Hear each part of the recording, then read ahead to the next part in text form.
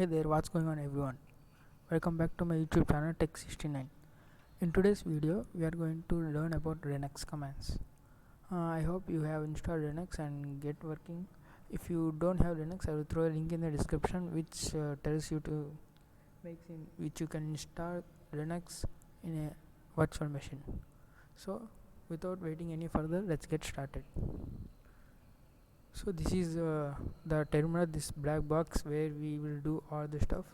If you don't know how to open this, click on Windows button and type terminal, and there you go, the first one. If you click on this, you will get this prompt. So first things we need to know is what is this here, Nikki. First, Nikki is your username, the user which you logged on to this computer, and this Nikki is the computer name. So I have this user logged on to this computer. That tells you this dot prompt is a bash shell,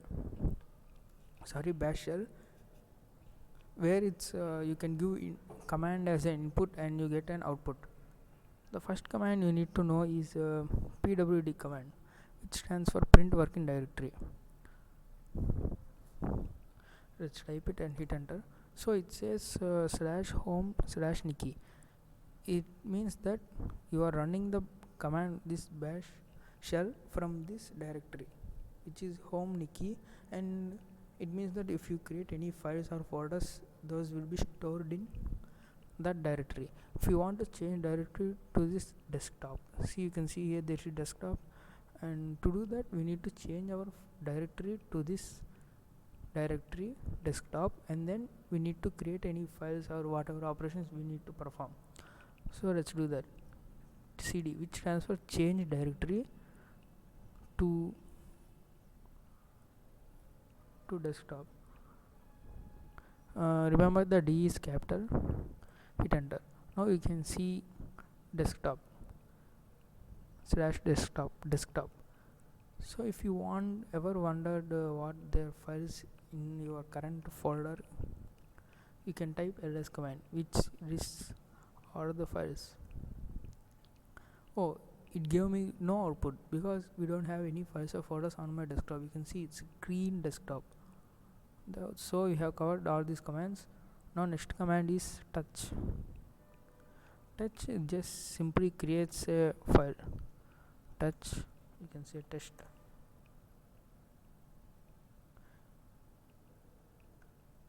You can see there on my desktop a test file is created, and if I type now ls, I can see the test file. See, there you go, ls test file. Now there is another argument we can send to ls command, that is -l. L in the sense long listing. We need some more information about the file. If you hit enter, you can see all this output, weird output. Don't worry, we will be explaining in the future videos also. For now, just understand simply, it's just print extra information. This is about permissions, username, group name, and time when it was created, and the file of the name of the file. Okay, another, what happens if you create a touch on already existing file? It's just updates the timestamp. Let's see here at 9:41 we have created the file test, and if I again enter this command, touch space test, now we get our same output, but here we get 9:42. Okay, ls -l. See, you can see 9:42. Touch sees that it's there is already existing file, and it updates the timestamp. So generally remember, touch is used to create the files. Next one is file command. File command used to determine what the type of file it is. If you perform file against test file, it says empty. if you perform against dot text files, it says ASCII characters, and so on. This is very simple command file. And cat command, if you want to know the contents of the file, you need to use cat command. Let's say cat space file name, you want to see contents of it. Okay, cat space test. Now it's empty because we did not write anything. Now I can show you one more command, which is echo. Echo just do what it says echoes. Echo hi, it prints hi to output. Now echo says hello and it prints hello. Echo is just like printf in C or any printing to std out in the any other programming language. What we can do is we can redirect to any file. So output of this echo hello is redirected into this test file. If you hit enter, there is no output because the output is written into the test file. If you now type cat test, you can see hello. See, there you go. If you can see long listing of that file, you can see there is 6 bytes, but hello is 5 bytes because the /0 is added at the end. That's why 6 bytes. Okay, this is the redirection operator greater than, which redirects an output to the input of the another file. Just remember, if you confused at this moment, don't worry, you will understand throughout the videos. Okay, next command is res. Okay, whenever the output is so long so that you will get lot of pages of the output, then you will use the res command. Suppose if I say man space cd, man is just a command to check manual pages of any command. Oh, sorry.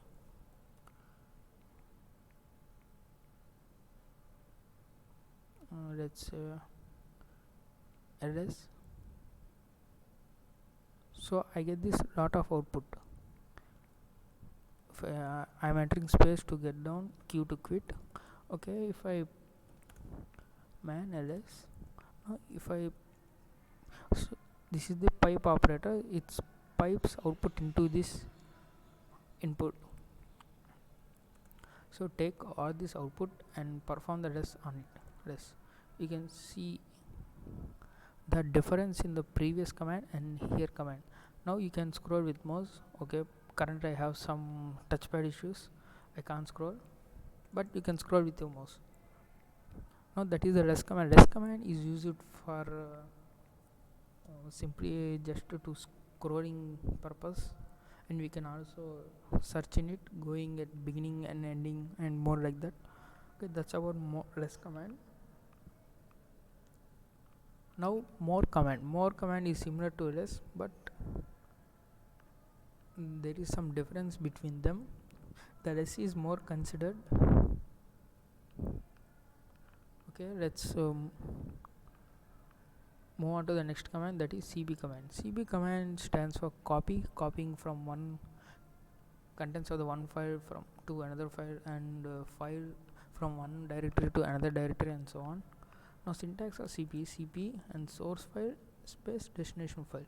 So source file is test. I want to move to where? Okay, before going to see this command, let's see a command mkdir, which stands for make directory. It creates a folder for you or directory, and now say new.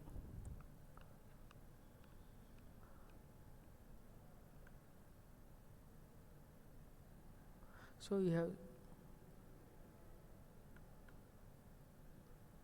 can see there is a directory called new. I don't know where my test file has gone.